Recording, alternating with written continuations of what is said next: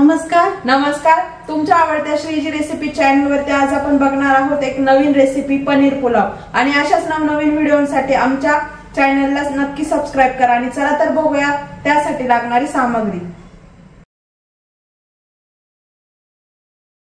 आता आपण बघूया पनीर पुलाव साठी लागणारी सामग्री। हे 2 वाटी तांदूळ आपण गरम पाण्यात 2 तास भिजत घातले, बासमती तांदूळ आहेत हे।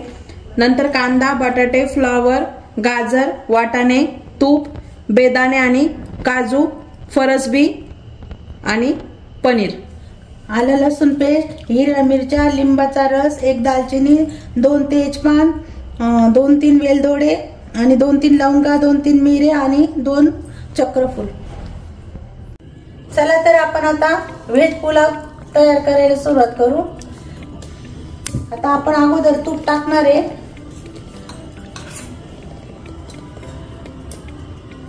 तुपामध्ये आता आपण हे पनीर फ्राय करून घेणार आहे।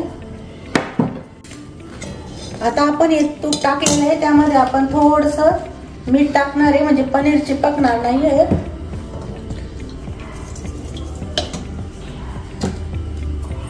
आता आपण हे पनीर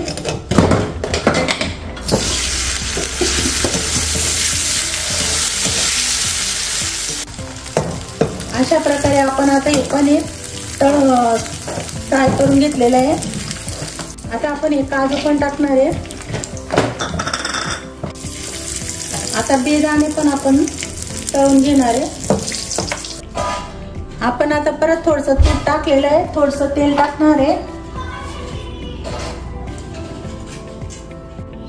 आता आपण जिरे टाकू,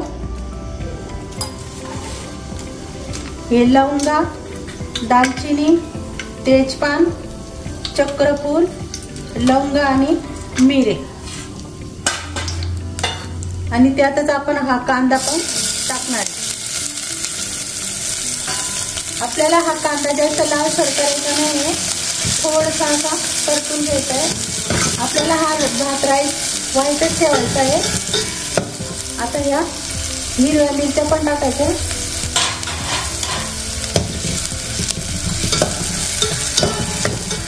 त्यातच आता 1 चमचा मीठ,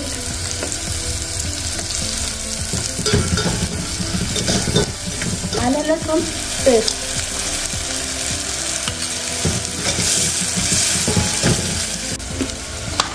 आता आपण ही फरसबी टाकणार आहे।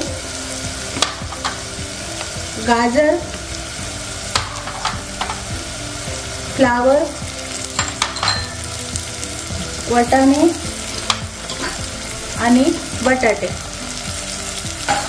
आता आपण हे 5-10 मिनिटं आता आपण झाकण ठेवून ते वाफवून घेणार आहोत। तुम्ही नक्की रेसिपी ट्राय करून बघा, लहान मुलांना देखील नक्की आवडेल।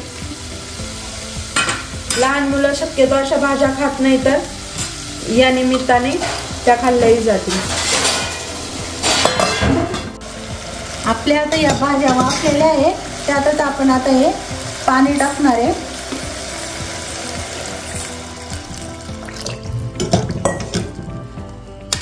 आणि तांदूळ,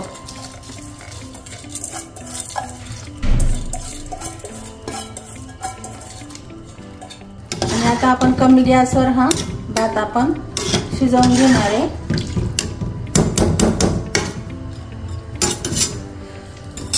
त्यातच आपण आता हे पनीर, काजू आणि बेदाणे पण टाकून देणार आहे।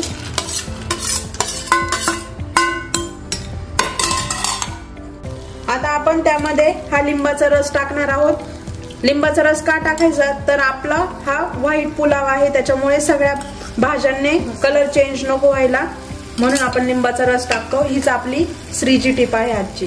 जर आपल्याकडून लिंबू जरा जास्त टाकलं गेलं तर आपण त्यात थोडी साखर टाकून ते मॅनेज करू शकतो, त्याचा आंबटपणा। हा,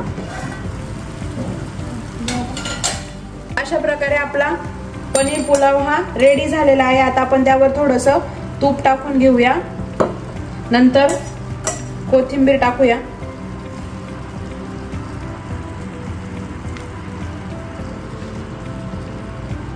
तर तुम्ही नक्की रेसिपी ट्राय करून बघा, तुम्हाला नक्की आवडेल। आणि आमच्या चॅनलला लाईक, शेअर आणि सबस्क्राइब करायला विसरू नका। तर अशा प्रकारे आपली पनीर पुलाव ही रेसिपी तयार झालेली आहे आणि बाकी व्हिडिओज देखील तुम्ही आमच्या चॅनलवरती चेकआउट करू शकता. धन्यवाद. धन्यवाद.